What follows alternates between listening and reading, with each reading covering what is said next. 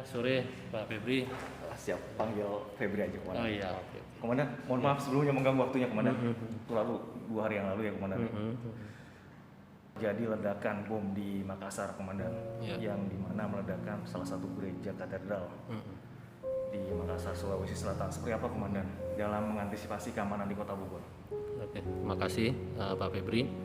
Memang dalam beberapa pekan ini kita sudah aktif melaksanakan patroli-patroli karena memang kita Kodim ini selain tugas kewilayahan, kita tuh juga melaksanakan pengamanan instalasi ataupun objek vital Istana Bogor terutama VVIP. Nah, jadi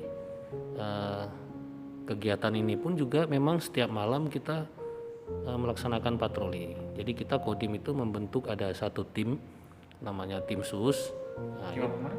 tim sus. Tim sus? Nah, tim sus tim siaga gitu. Oh, tim siaga. Tim siaga. Tim siaga ini setiap malam mereka patroli. Waktunya itu berubah-ubah sehingga sesuai dengan perkembangan mereka patroli ke sekitar Kota Bogor, kemudian objek vital Istana Bogor. Nah, ini kita laksanakan setiap malamnya, setiap malam. Setiap malam ya komandan? Iya. Berarti walaupun kemarin itu belum terjadi ledakan bom di Makassar, Iya. berarti Kodim 0606 Iya. Kota Bogor sudah lebih dulu komandan yang Iya, melaksanakan iya. patroli ya komandan? Iya. Karena kita memang kita kan mencegah ya. Mencegah komandan. Karena di teritorial itu salah satu kemampuan teritorial itu temu cepat, lapor cepat. Nah, itu udah menjadi satu koridor lah aparat teritorial. Jadi di dalam temu cepat, lapor cepat ini itu ada deteksi dini, cegah dini. Nah, deteksi dini, cegah dini ini dilaksanakan oleh para babinsa, kemudian Dadramil ataupun tim-tim yang kita bentuk untuk melaksanakan keamanan wilayah. Komandan, tadi Iya. kan berbicara tim sus ya komandan. Iya. Ada berapa banyak anggota tim sus komandan? Setiap malam itu satu regu. Satu regu berapa anggota komandan? Satu regu itu SSR ya kita bilang ya. Satuan setingkat regu itu bisa 7 sampai 10 orang. Oh, 10 orang. Ya, 10 orang. Itu SSR. Satu SSR, satuan setingkat regu. Tingkat regu ya Ya. komandan. Mengitari mana aja komandan? Rutenya itu yang utama itu VVIP, objek vital Istana Bogor. Kemudian juga di seputaran Bogor Tengah, Timur, kemudian di Bogor Barat. Kemudian objek-objek lainnya apalagi mengantisipasi seperti ini termasuk rumah-rumah ibadah.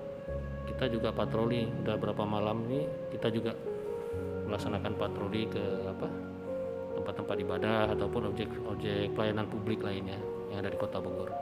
Kemudian kalau objek vital di sini pintu berapa sih? Objek vital Istana Bogor, Istana Bogor, pintu utama. pintu utama. Itu kan ada pintu Zebot, pintu 2, pintu 3, ada pintu 5. Banyak. Rumahnya Pak Presiden ya komandan. Siap komandan. Nah komandan, kembali lagi komandan terkait soal ledakan gereja di Makassar komandan. Iya. Gimana komandan sejauh ini antisipasinya di Kota Bogor komandan? Apa memang ada sebuah pergerakan dari sekelompok orang yang kira-kira mencurigakan komandan? Kita tetap mewaspadai hal ini. Apapun bentuknya kita harus antisipasi ya.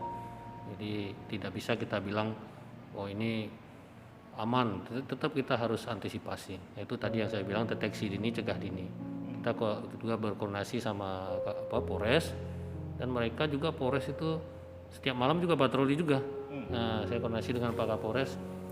Ada tim-tim yang dibentuk oleh Pak Kapolres untuk kegiatan patroli malam ataupun siang. Nah, kita mengimbangi lah kegiatan ini. Kecuali ada hal-hal yang khusus, misalnya kegiatan pengamanan hari-hari besar. Nah, itu kita backup kepolisian. Jadi ada bisa satu peleton, bisa satu kompi sesuai kebutuhan. kita backup Polresta untuk pengamanan. Ya. Komandan, Ya. kalau Polres kan komandan ada sebanyak 760 personil ya komandan Ya. yang disiagakan komandan. Nah sementara seperti yang komandan bilang tadi ada SSR atau sebanyak 10 orang ya komandan. Iya, iya, Nah kalau jumlah secara keseluruhan komandan, iya. jumlah kekuatan Personil ya. personil di tubuh Korem atau di Ya, Kodim sendiri Kodim ya. seperti apa komandan? Memang Kodim Kota Bogor ini kita kan mengacu dengan DSPP. Apa komandan? DSPP. Apa itu komandan? Jadi menyesuaikan dengan wilayah DSPP itu.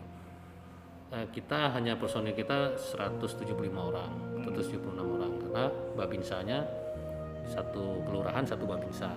Nah, jadi memang kita personil tidak banyak, tapi di 175 orang itu siap op data siap op itu ada 100 orang. Nah, untuk personil yang siap untuk melaksanakan perbantuan ataupun operasi.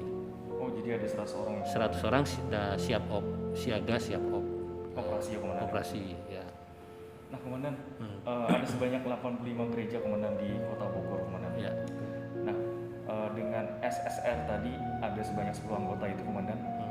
Lalu untuk mengelilingi atau menyisir 85 gereja yang ada di Kota Bogor, kira-kira berapa masing-masing per kecamatan atau per gereja atau per wilayah begitu komandan? Gini, untuk SSR ini melaksanakan itu skala prioritas yang setiap malam ini ya. SSR ini. Jadi mereka melaksanakan patroli itu tidak mungkin bisa semua mungkin nggak mungkin 85 itu bisa tercover. Jadi skala prioritas sesuai dengan informasi ataupun perkembangan situasi. Nah, jadi tiap malam itu mungkin bergantian lokasi-lokasinya. Tapi kalau seperti hari besar misalnya Idul Fitri, Natal, Tahun Baru, kita 100 orang yang main. Jadi kurang lebih satu SSK.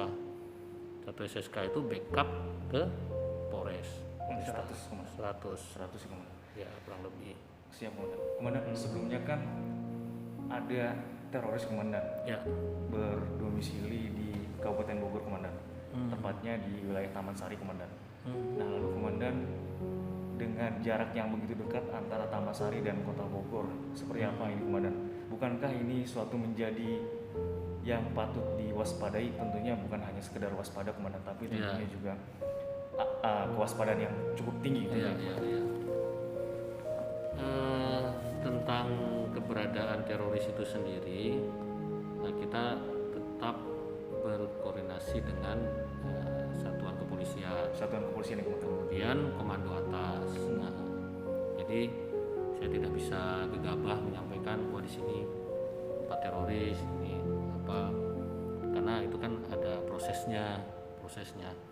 Kalau memang di situ ada indikasi, pasti akan ada tindakan untuk penangkapan ataupun dan lain-lain. Karena memang ya terorisme itu tidak boleh ada di wilayah kita. Tapi bagaimana komandan kira-kira cara pencegahan komandan agar penjahat dari daerah Taman Sari atau daerah yang lainnya di Kabupaten Bogor tidak masuk ke wilayah Kota Bogor komandan? Saya selalu menyampaikan kepada anak buah saya, jajaran saya, selalu bersinergi. Apapun kegiatan, kemudian langkah upaya ini harus bersinergi dengan aparat polisian, dengan unsur-unsur pemerintah daerah, RW, RT, kemudian kelurahan, kecamatan. Karena apa? Yang itu saya sampaikan tadi, deteksi dini, cegah dini. Bagaimana langkahnya kalau ada informasi apakah didatangi, kemudian dapatkan informasi, kemudian dilaporkan, kemudian di berita itu disaring, kemudian dilaporkan. Nah ini yang saya tanamkan kepada para babinsa terutama, harus peka dengan apapun yang permasalahan yang timbul di wilayah, dan dia harus melaporkan, kemudian berkoordinasi dengan aparat yang ada di wilayah itu. Kemudian mereka juga harus bisa mempengaruhi dengan Komsos, harus bisa mempengaruhi seluruh elemen yang ada di wilayahnya itu mau memberikan informasi. Itu yang paling penting. kalau masyarakat itu sendiri nggak mau melaporkan, nggak mau beri informasi, ini kan nanti sulit jadinya. Nah, tapi kalau masyarakat sudah kita ajak, kita komsos Komsos itu apa? komunikasi sosial. Komunis. Nah ya, jadi mereka itu menjadi satu persepsi.